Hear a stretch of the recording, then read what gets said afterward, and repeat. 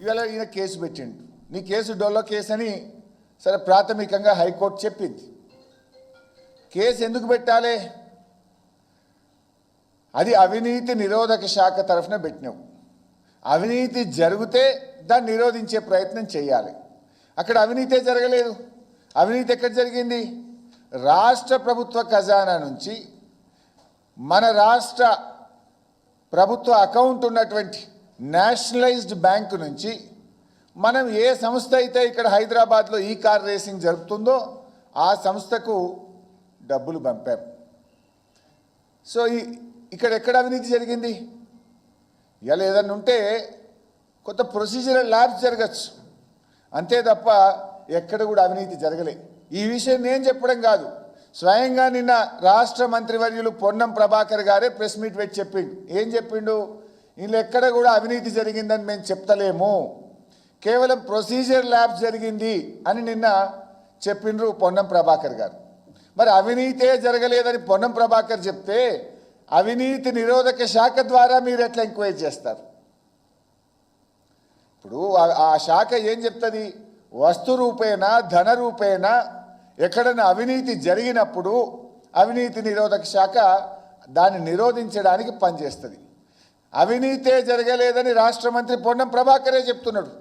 మరిగా ఎక్కడుంది? ఇవాళ there is no corruption. At best ఏదన్నా ఉంటే గింటే maybe some irregularity but not illegality. There is no illegality. ప్రొసీజరల్గా ఉంటే ఉండొచ్చు, కానీ అసలు ఏసీబీకి అవినీతే జరిగినప్పుడు దీన్ని విచారించేటువంటి అవకాశమే ఉండదు.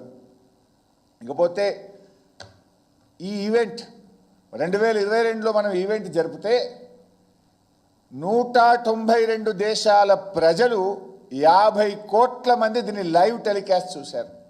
అంటే 192 దేశాల్లో మన హైదరాబాద్ ఇమేజ్ను, మన తెలంగాణ రాష్ట్ర ఇమేజ్ను, మన దేశం యొక్క ప్రతిష్టను పెంచే విధంగా కేటీఆర్ గారు బీఆర్ఎస్ ప్రభుత్వం ఆ రోజు పనిచేసింది. ఏం చేస్తే 192 దేశాలు ప్రజలు ప్రత్యక్షంగా హైదరాబాద్లో జరిగే ఒక ఈవెంట్ను చూస్తారు?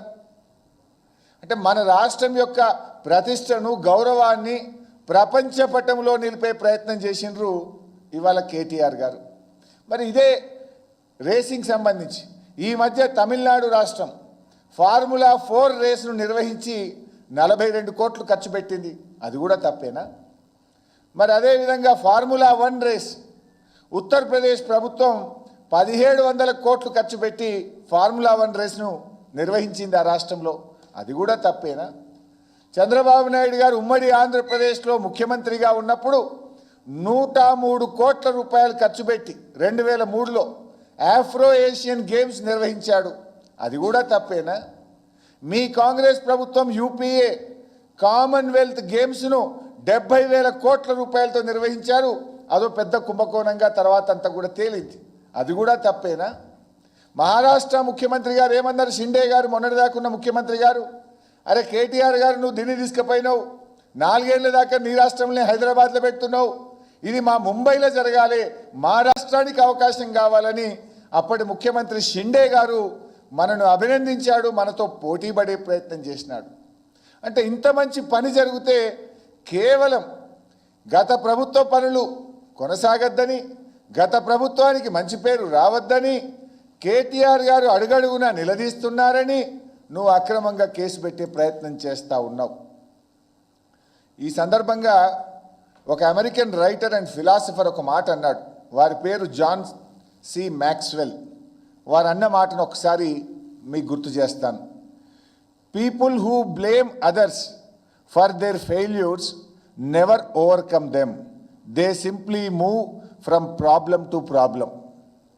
ఎవరైతే తమ ఫెయిల్యూర్స్ను వేరే వారిని బదనాం చేస్తారో వారు ఎప్పటికీ ఆ ఫెయిల్యూర్ నుంచి బయటపడలేరు.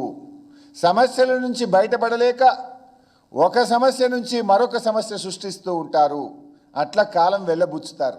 ఇది కరెక్ట్గా రేవంత్ రెడ్డికి సూట్ అవుతుంది. ఇది రేవంత్ రెడ్డికి సూట్ అవుతుంది. తన ఏడాది పాలనకు ఇది అతికినట్లు సరిపోతుంది.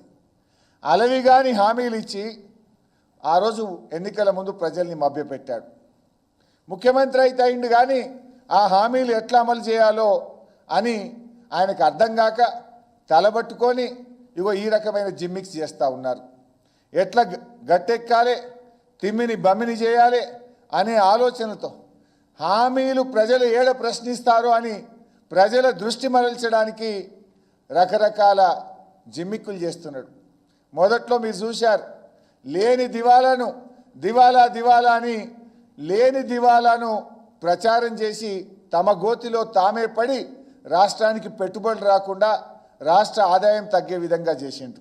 ఆ వైట్ పేపర్ను మీరు చూశారు, నిన్న కూడా అసెంబ్లీలో మూతోడ్ జవాబు దేదియే, ఇక మళ్ళీ ఎవడు మాట్లాడకుండా చేసినాం.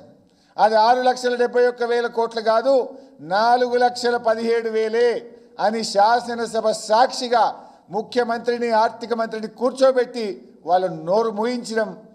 దాన్ని బట్టి అర్థమైంది, కేవలం గ్యారంటీల గారడి నుంచి తప్పించుకోవడానికో మా మీద బుర్ర జల్లడానికి రాష్ట్రం యొక్క ఇమేజ్ని దెబ్బతీసి, రాష్ట్ర పరపతిని దెబ్బతీసి, రాష్ట్ర ప్రతిష్టను దెబ్బతీసిండు రేవంత్ రెడ్డి గారు. మార్పు అని అధికారంలోకి వచ్చారు. ఏడాది కాలంలో ఏం మార్పు వచ్చింది? Change is inevitable, growth is optional అని ఓ తత్వవేత్త అన్నాడు. కాంగ్రెస్ చేతికి అధికార మార్పిడి తప్ప ప్రజల జీవితాల్లో ఏం మార్పు రాలే. ఈ ప్రభుత్వం మీద గట్టిగా మాట్లాడితే చాలు కేసులు, ఇచ్చిన హామీలు ఏమైనా అని అడిగితే అరెస్టులు, రోడ్డెక్కి శాంతియుతంగా నిరసన చేసిన నిర్బంధాలు. ఏం చేసిండు మా కేటీఆర్ గారు? నీ అవినీతి బండారాన్ని సిస్టమేటిక్గా బయటపెట్టిండు. నీ స్కాములు, నీ స్కీములు అన్ని ఆధారాలతో సహా ఎప్పటికప్పుడు ప్రజల ముందు ఉంచిండు. నీతో సహా నీ బ్రదర్సు, నీ అల్లుడు, నీ బామ్మర్ది బాగోతాలను బయటపెట్టి నీకు నిద్రపోకుండా చేసిండు. ప్రజల భవిష్యత్తు గురించి కాదు, నీవు చెప్పే 4th సిటీ నీ 4 బ్రదర్స్ కోసం అని చెప్పి ప్రజలకు అర్థమయ్యేలా వివరించిండు. మూసీ బ్యూటిఫికేషన్ పేరిట నువ్వు చేయబోతున్న లూటిఫికేషన్ను బయటపెట్టిండు. ఇవన్నీ చేసిండు కాబట్టే నీకు వశపడక ఏదో ఒక కేసు పెట్టాలని, ఎట్లన్నా కేటీఆర్ను జైల్లో వేయాలని గత కొద్ది రోజులుగా నువ్వు కుట్రకు తెరలేపినవు. అరెస్టులతో లీడర్లను, క్యాడర్లను భయభ్రాంతులకు గురి చేసి నీ కుంభకోణాలను, నీ లంబకోణాలను యథేచ్ఛగా కొనసాగించాలని నువ్వు ప్రయత్నం చేస్తూ ఉన్నావు.